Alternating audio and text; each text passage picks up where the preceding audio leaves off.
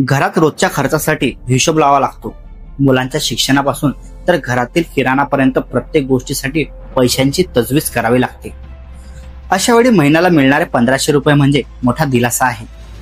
पण हप्ता कधी मिळणार हा प्रश्न अनेक महिलांच्या चेहऱ्यावर ताण वाढवतो.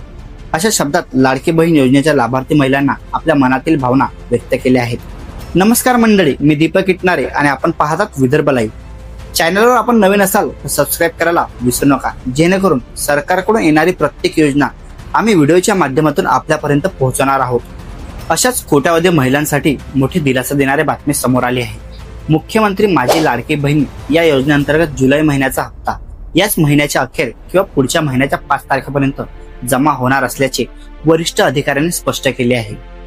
दर महिन्याला 1500 रुपयांची थेट आर्थिक मदत देणाऱ्या या योजनेतून जून पर्यंत सर्व हप्ते जमा झाले असून जुलैचा हप्ता लवकरच मिळणार आहे. जुलै महिना संपायला अवघे 8 दिवस शिल्लक असल्याने या आठवड्यातच किंवा पुढील आठवड्याच्या सुरुवातीस महिलांच्या खात्यात पैसे जमा होतील अशी शक्यता व्यक्त केली जात आहे. मागील काही महिन्यापासून हप्ते महिन्याच्या शेवटच्या आठवड्यात जमा होत असल्याने यावेळी अशीच पद्धत ठेवली जाण्याची माहिती सूत्रांनी दिली आहे. तत्कालीन मुख्यमंत्री एकनाथ शिंदे यांच्या अध्यक्षतेखाली सुरू करण्यात आलेल्या या योजनेतून नुकतीच वर्षपूर्ती झाली आहे. सुरुवातीला 2 कोटीपेक्षा जास्त महिला लाभार्थी होत्या.